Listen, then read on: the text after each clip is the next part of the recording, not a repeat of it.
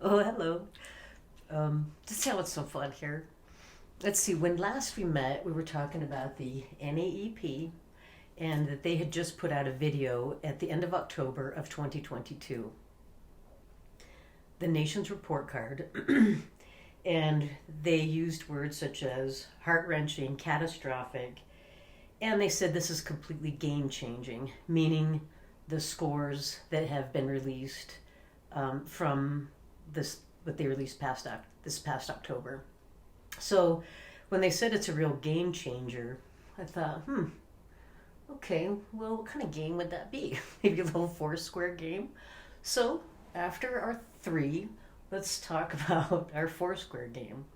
And before we get to that, I have taken a detour, you see, because I thought to myself, well, if I want to start my own school, then I guess I should really understand the standards of the NAEP because they're the gold standard of the nation's report card.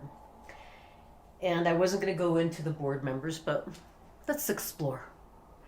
I came across this quote that said, "Government has never made anything better or cheaper, more effective or more efficient, and nowhere is that more true than in education." And a call for radical transparency. And that was from 2019, Betsy DeVos, who was the Secretary of Education. And I was trying to figure out what that means, so let's see if we can piece that one together, kind of come around full circle. All right, so basic board. These are just basic board rules that I've kind of just made up. So we'll start here. The NAEP has a governing board, or the governing board members. That's one governing board with 26 members, which is 100%, meaning 100% of them are for public education. That's what their job is to do, to reform public education. When I started looking into these members, I found that there weren't too many that were actually involved in public education or went to public education or have kids in public education. At least not to my research. So I could be wrong on that. So I just kind of made up this number, which is one teacher taught one class of an AP Civics. So I put this percentage, or actually in public education. The order, starting at the top, the President of the United States usually nominates a Secretary of Education. It used to be the Department of the Interior. It's kind of a long story, but I thought I'd better put that in there. So the head of that would be the Secretary of Education with NAEP, and then they get recommendations from the board, which goes to the state, and those states go to school boards, then pass down to superintendents, then principals, instructional coaches and leaders, teachers, and then to you students. Okay. And then we have, in our third quadrant, 50 million members go to K through 12, according to the NAEP, which is 91% of the population that attends public school. And the two biggest categories that the NAP focuses on are the frameworks for both math and reading. It's English. So this is part one, just board basics, to be continued. And we're back for part two. I call this Proficient Players Past and Present. So we'll start with the 26 board members of today. Now, I do have some links on my webpage and some videos. And what I did was I just kind of researched all of them. And I'm just going to wrap this up just to kind of make a point and then move on. So out of the 26 members, and I'm just going to rapidly go through this, okay? We have Governor of North Carolina, Governor of Mississippi, a curriculum specialist, State Legislature of Tennessee, Superintendent of Mississippi, Executive Director of Private School Organization, School Board Association, New Hampshire House of Representatives, superintendents, state legislatures, the B of BG&R Group, I'll get back to him, VP of Rolls-Royce, Remark LLC, which is still a bit of a mystery. I think it's a dissemination company. Economic engineers, head of the PTAs, commissioner who homeschooled all 7 of his children, testing and measurement experts, Department of Defense teacher, public database, and teacher supported by the Milken Institute and the Brookings Institute. And let's just kind of stop right there. And the only point that I'm making is that we have 26 members who have a huge amount of control over the testing that goes down to students.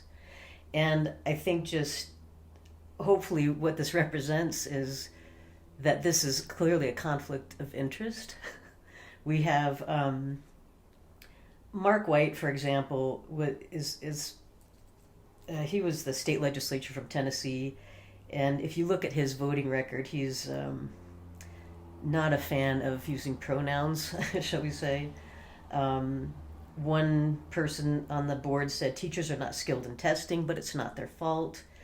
One governor used $93 million from the Education State Lottery Fund for state day-to-day business. Another one just says we need to keep good teachers, and I think what that means is as long as you fit within kind of the business model system. They brought up a nation at risk, which I'll do some follow-up on, reporting and dissemination, interventions, and the one teacher that did mention something was that teachers lack time, they lack respect, and if you can't support teachers, then they shouldn't be in the classroom. But that's one teacher voice as compared to kind of the rest. So as a scoreboard here, I consider like business 12, management, which are governors, I consider that politics. And there must be an interim right now because it's 2023 and some of their terms are out. But 3 are just, like I said, 2 teachers, and then 2 were just not on the webpage at all. So with that being said, let's go over 2. And I don't know if any of this is going to make sense, but I'm having fun doing this because I like learning. So when we think about models of the past with this game, if you will, and business management systems, first, this is not a new playbook by any means. Whether you call them pharaohs, nobles, artisans, emperors to craftsmen, kings, barons to peasants, the Greeks, and then we'll focus a little bit on just like the Middle Ages, which this pattern of triangles is, like I said, a very old playing book. The names change, but essentially you still have people at the top making decisions for people at the bottom, historically speaking. So I've kind of mixed, like I said, past and present. What I notice about the head of the NAP, again, I don't think a lot of people pay too much attention to this, but they do have a lot of influence on public education, even though they don't seem to be fans of public education. So it's an old playbook, right? So we can learn lessons from the past to see kind of how this game plays out. Now, as far as students are concerned, historically speaking, charging interest to serfs, indentured servants, was considered usury. That was the name for it. And usury was considered a sin. And like I said, there's more that I'll put on my webpage. But I just like that you hear it from me. So we have this hierarchy still in place. And I think, yeah, well, we'll see to that. So the hierarchy really needs you. And when I think about student debt currently, when I think that we have $1.78 trillion of student debt. So again, still just kind of breaking this down. And then I would like to read just a quick historical fiction when we get back to the English learning. And I was watching The Crown, and there was one scene. It was in episode 5, season 5. It was called The Way Ahead. And there was just a brief conversation where King Charles was speaking to Camilla. And this was very scandalous. And a lot of people kind of focused on, there was a controversy with a certain phone call. But what I heard and transcribed was this. So King Charles is talking to Camilla on the phone. And he says, you hear the speech. And he says, teaching of the, I have to do it in English accent, you see. Forgive me. Teaching of the English language in schools is a bit controversial. It's quite astounding to think that England, we have produced one of the world's most beautiful languages. However, the rate at which that language is degenerating has become a cause for concern. It's a tragedy for the next generation that in the birthplace of the language of Keats, of Shelley, of Shakespeare, efforts to preserve that language and uphold the standards of its teaching are no longer priority. If we look at the way English is used in business, in the proper press or on television programs, or indeed in our schools, universities and institutions, you'll see just how impoverished our great mother tongue has become. Everything happens at the end of the day, and every situation is a win-win. As Prince of Wales, I won't be thanked for saying this, but the rot begins in the very institutions whose duty it is to preserve our proud linguistic and cultural heritage.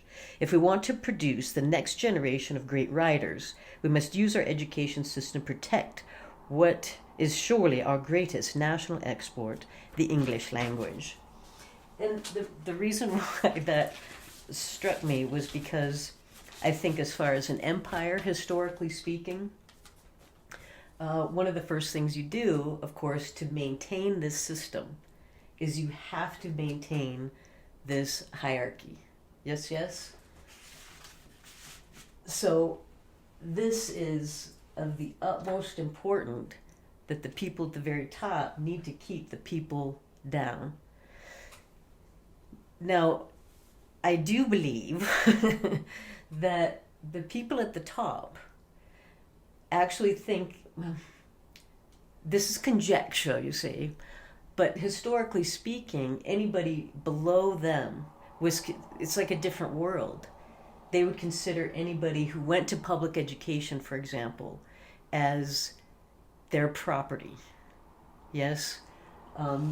As far as tenant houses, you just come from the top down, but you know that the information, especially as far as language, historically speaking, has to be preserved in order to keep this system in place.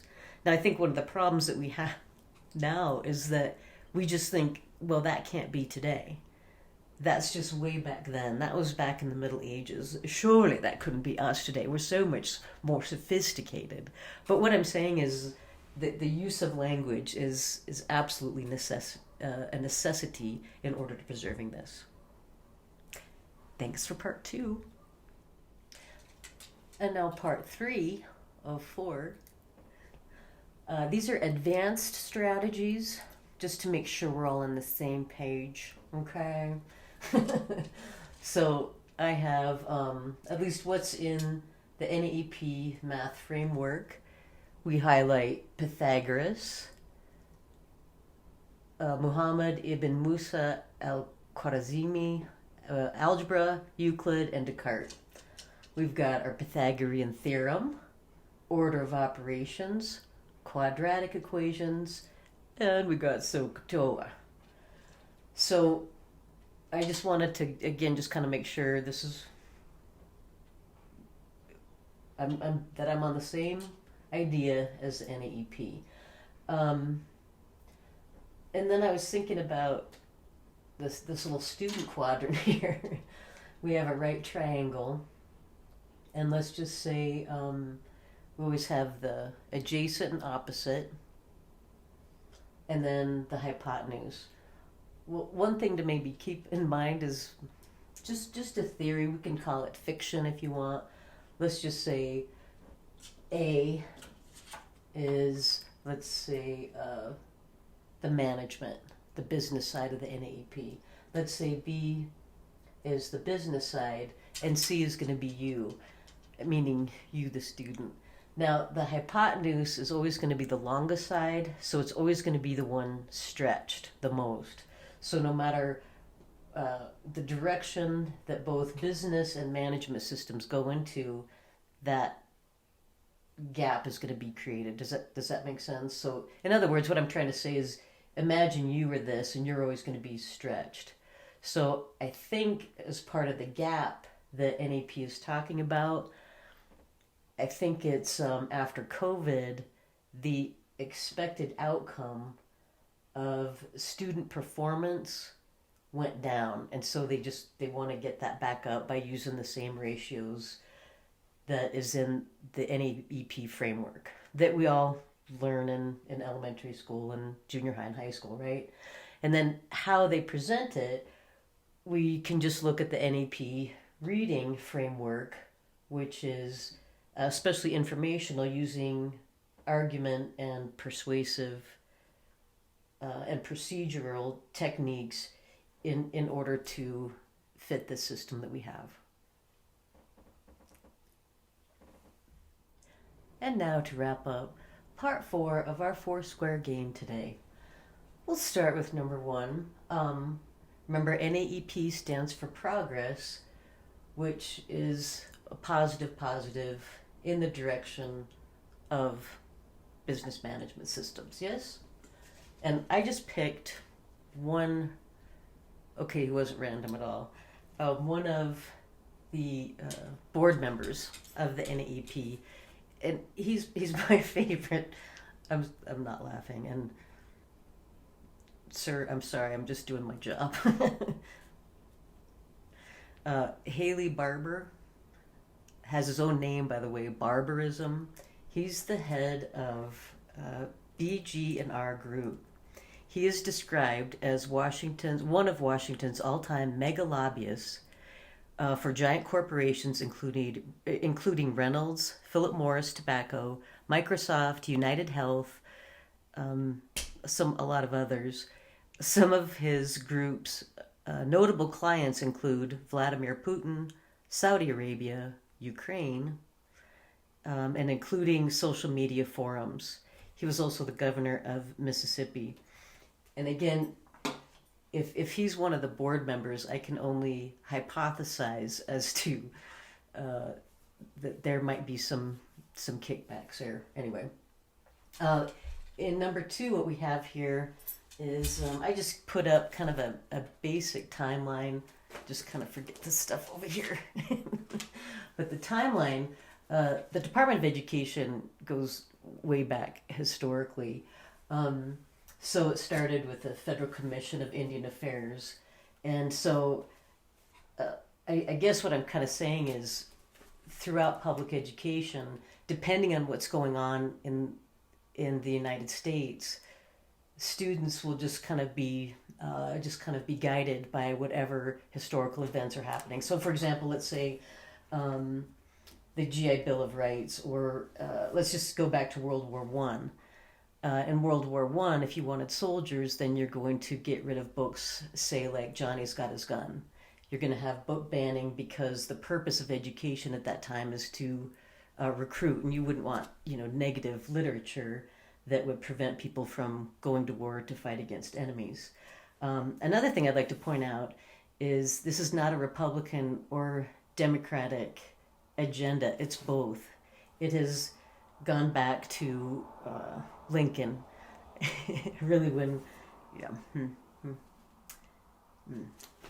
That's all I'll say about that one.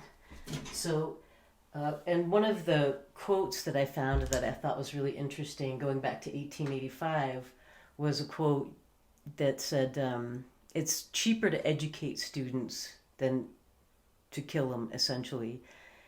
So cheaper than bullets was kind of part of the literature, and then how do you begin to assimilate what they considered Indian schools at that time, which was how do we get the Indians at that time, and they still do reference that with the NAEP, into what is happening progressively. Yes. Um, and then I was just had this question about, again, going back to 50 million students, 91% of the population, who also has acquired a $1.78 trillion student debt. And I just think about, in math, one of the big concepts is number sense. I have no clue of what $1 trillion is. I think the population of the earth right now is what, 8 billion? And I've been to some pretty crowded cities, but I can't even get my head around $1 trillion. I've had students try again to say, well, it's like from here to the moon. Well, I've never been to the moon, so I don't know. I just think if this is basic math, if you took vectors, I mean, aren't these going to be reciprocal? If this is the debt, can we not assume that that's going to be the profits? So you've got negative, negative down here, so kind of lose-lose by the people who are making the greatest profits.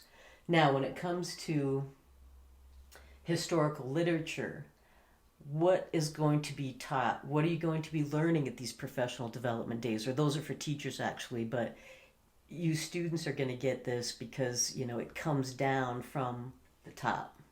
So a big question is going to be, what are you going to be talking about?